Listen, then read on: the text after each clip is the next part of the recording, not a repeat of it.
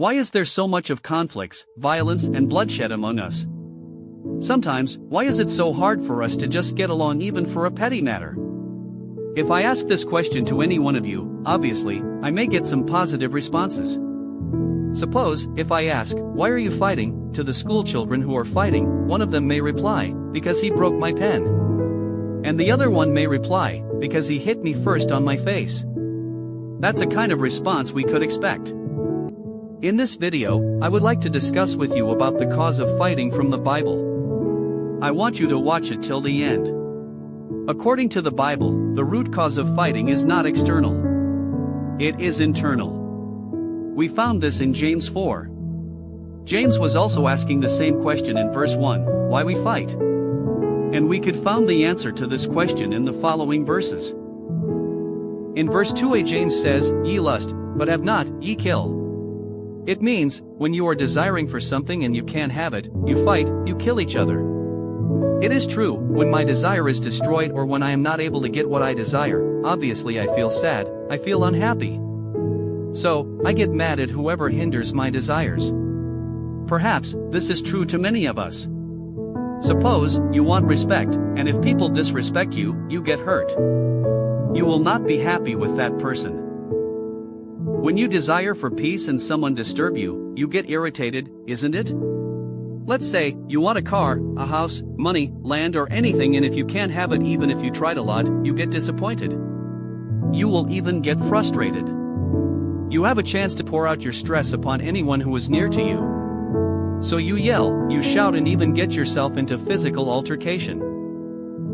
Therefore, according to the Bible, the reason why we fight is because we have unfulfilled desire. Now, somebody may ask, okay, if you say, we fight because of our unfulfilled desires, but I don't always get angry, I don't yell, I don't shout, I don't fight. Why? James answers to this question in the next line. He says, and desire to have, and cannot obtain, ye fight in war.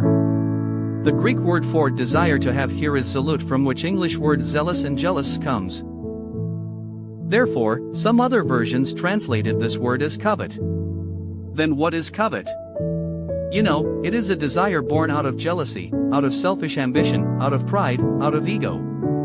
When somebody have all these things in his heart, he will want things which are not even belong to him. So, it is a morally wrong desire. James 3 verse 16 says, "For when envying and strife is or selfish ambition is, there you find confusion in every evil work."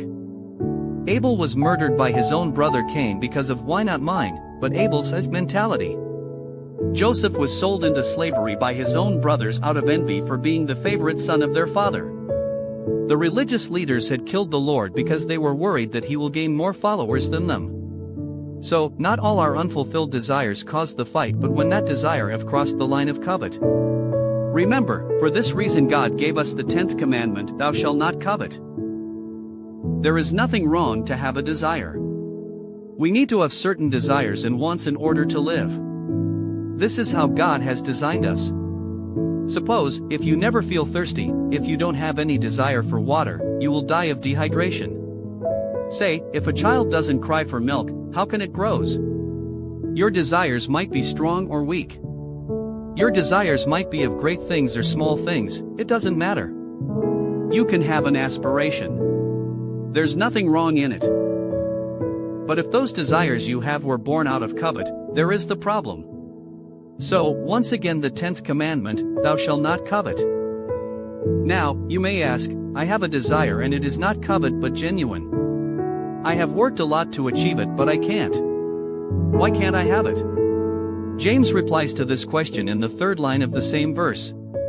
He says, yet ye have not, because ye ask not. The reason why we can't get what we desires is because of our lack of prayer. Just as it is written in Jeremiah 2 verse 13, we forsake God, the spring of living water, and dig our own cistern to quench the thirst of our souls. God is the living water that can satisfy the craving of our souls, our desires. But we try to have our desires through other ways than God. The Word of God says in John 3 verse 27, a person can receive only what is given from heaven. Therefore, we ought to ask whatever we desires of to God. Again, you say, I have a desire, it is not covet and I have asked it to God but still then I can't have it. Why? Well, James answers to this question in verse 3.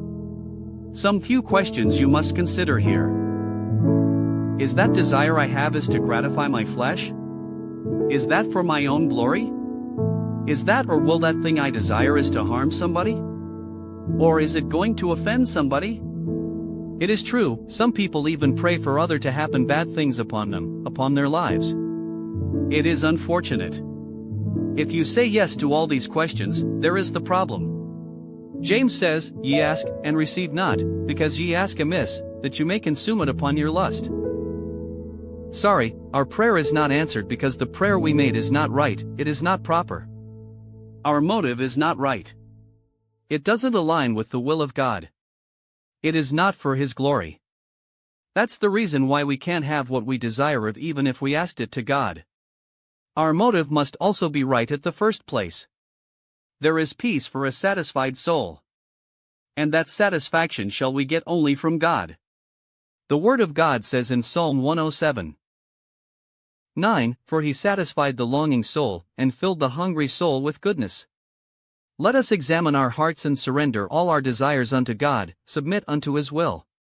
He will satisfy our desires according to His will.